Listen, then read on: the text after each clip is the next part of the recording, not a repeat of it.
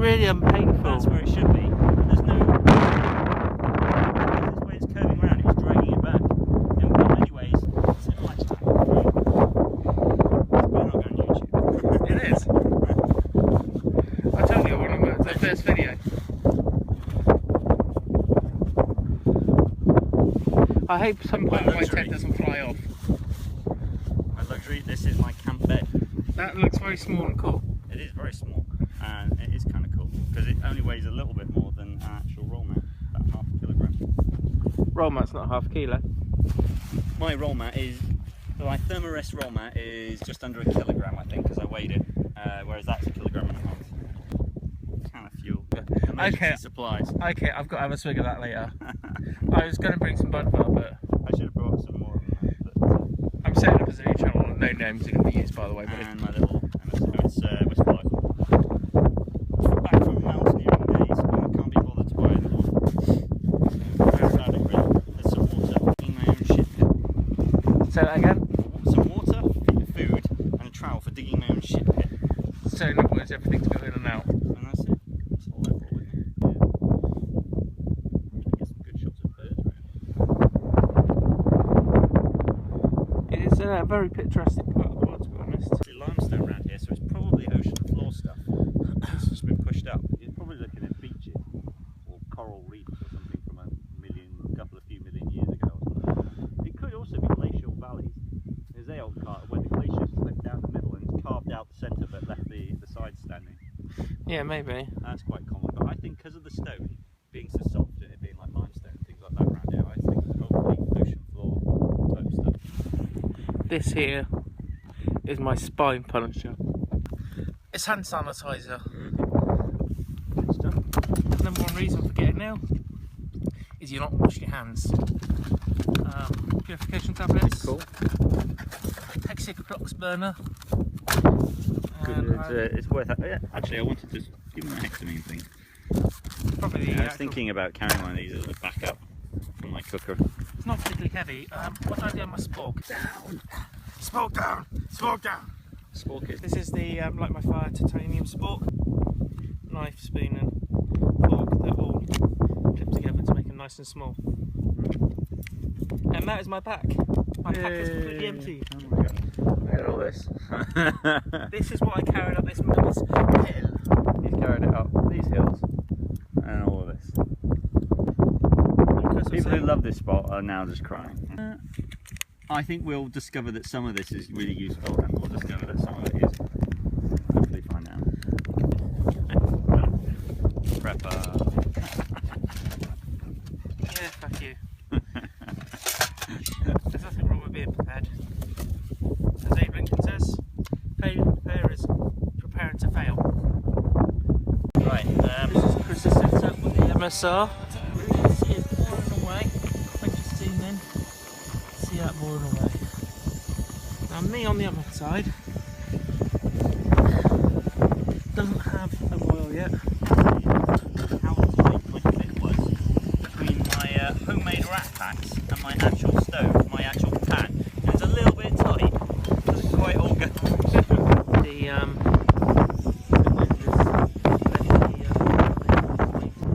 Tell you what, I don't think I can beat that. We have boiler over there. Now which fork is that? Is that just a standard fork? That's a bog standard fork. There's no spork in this. I got a knife and I got a fork and a spoon. Fair enough. Same kind of stuff. No, white spirits. Tell you what, you really can't leave this there. I'm waiting to go out for breakfast. So I don't know where I'm going to go. Noodle. Keep an eye on that, okay? And they blow away from the whatever.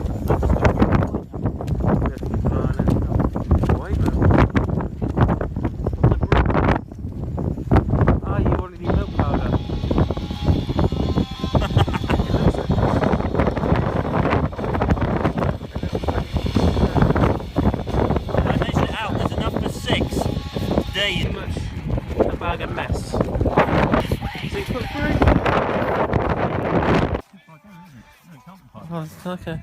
It's going to be Marlborough Hills. Okay. Marlborough Hills. Marlborough Well, Hills, and probably really is just the tail edge off the Salisbury Plain. the wind hasn't stopped You see where those hills start over there? That's Salisbury Plain over that way. Uh-huh. So you're pretty close. It's just like an outlier, really. Chris's tent looks like it's really nice and really solid. The bitterness. But being considerably more than mine, it's not really a surprise. And it's also like twice the weight, but still it looks much nicer than mine, Well, which is basically a bivvy bag. Yeah, I carried your tent up here, you carried mine, because my bag is fucking shit. You got on better with the Berghaus. Yeah. It's a bag, it really is a spine cruncher, isn't it? Yeah, I'd try reweighting it, but if that doesn't work, then I'd just get a new one. Oh, I've got a different bag to use next time, but it seemed to offer so much in capacity. And I would recommend going for an alpinist bag rather than one with all the pouches and stuff on the side. I don't like them. I prefer one single containment bag. I know it's a pain to unpack, but when it's on your back, it's so narrow down your back that you're weighted beautifully. yeah, You don't twist and do this thing because you're overweighted on the right or the left. It just stays with you. And if you have to do any hiking or scrambling or anything like that, it could be a real benefit, I think. yeah, I can definitely get your point on that. I mean, when you and me were going up, is it Trifan? we were going up the side of near a waterfall and stuff like that, and I think it was near Trifan or something like that. And you had a Berghaus bag or something, and I had That was an older Berghaus that's much nicer. more, and they were brilliant. And we threw them up at one point. Yeah. And that was working perfectly. Yeah, that was. Well, we went up the chimney, yeah. Yeah, and that worked fine because they were just. But if you have stuff with bits hanging on the sides and pouches and stuff, it's just a hassle. You mentioned dragging one of them up the side of that cliff with a rope. You just snag on everything all the way up. I think the black one, my black bag, the only reason I didn't bring that one on this one because it doesn't carry as much. And for the other sleeping bag that I was going to use, it doesn't fit in there. I probably could do with a 60 litre. I wouldn't really go for much over that, but I'd probably do with a 60 litre rather than just the 50. But I'm still kind of determined to try and get it all into a 50 litre, at least 3 days worth anyway. Yeah. Of kit and stuff, like completely self-contained, not including the first day as well to get to all your campsite. It's the Verve 2 by Robbins. Yep. And it's got double entranceways. Yep. And it's just double entranceway, double porch, single hoop. What do you think the worst thing about it is? Getting that top piece on is a real sod. Yeah, it looked like quite a frustrating thing getting that pole on. It's quite hard work getting that on. It needs some more tie backs up at the top. I've actually adapted this, so I'm using the bit that should attach the inner to the outer, wrapped it round and then attached it to where the guiding point is to make an extra tie back, just for now. But and that helps a bit. But these ones are too low. It needs one up higher up so that you can tie it back really neatly. Oh, I like everything else on it at the moment so far. It does flap a little bit because you've got the one hoop, but you can't have everything. Yeah, I mean the way around it is to go buy yourself a Quasar light or something like that, and then you're going to have all the hoops in the semi-geodesic design, but you're going to pay 400 quid for it. Torch is actually quite bright. Is it? How bright?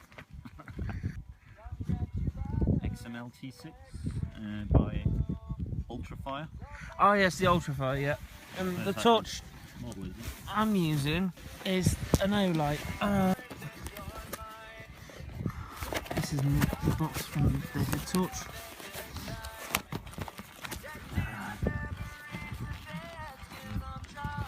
Right. And the nice thing, this torch is the batteries. The batteries are on a separate pack that actually fit on the back, which means you get 2 5/860s, whatever they're called. This is pretty bright. So I think those. What do you expect from modern torches? No. Ah, thank you for nuts. And this here is my newest torch. Zoom on it. The Olight bar. S30R, that's the one I should be saying. And this one is actually really incredibly right. It does a normal thing of having different modes.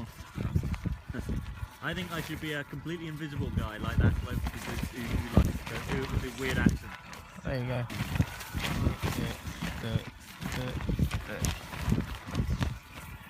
This says it's 1000 lumens, but it's not as bright as my through light, which also says it's 1000 lumens. But it's close enough. But it might just be a focusing thing. Anyway, time for some nuts, and I'll speak to you later. I'm using this Luxe. I've got to say, not the most amount of space. There's definitely some advantages to the normal top. You can see there isn't actually any space between me and the tent and my sleeping bag. I can't actually lay on my side. The length is fine. The height is just missing completely. It's not horrible though.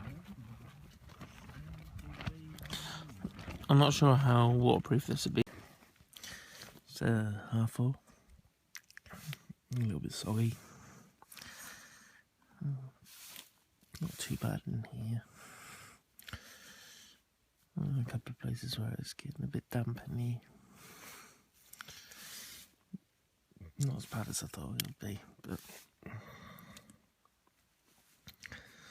yeah. See you in the morning. Good morning. It's a fairly beautiful but misty morning.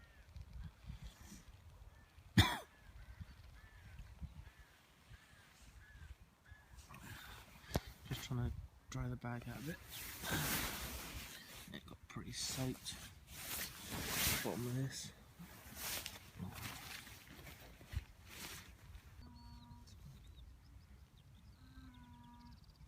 Some cow sounds like they're giving birth that way somewhere. Okay, so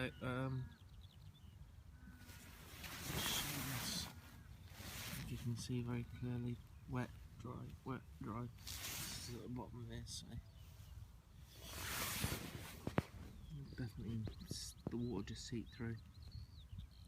I don't think it's the seams, I think it's just the fact that the tent is so small that the sleeping bag has to make contact basically with almost all of the outer fly sheet.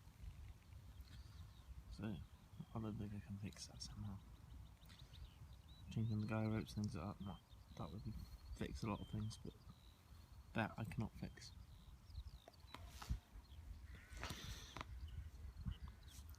Speak to you shortly to YouTube. A lot of orange floating around. It's good that you got to go. Mine's bubbling away. If you can see this. Bubbling away, heating up my breakfast. Setup was much nicer today without the wind. Really easy. Okay folks, that's us just about done. That's all ready to go, the spine cruncher. All our rubbish is put together, and if you look around you'll see leave no trace. Always make sure you leave no trace. You have a good day.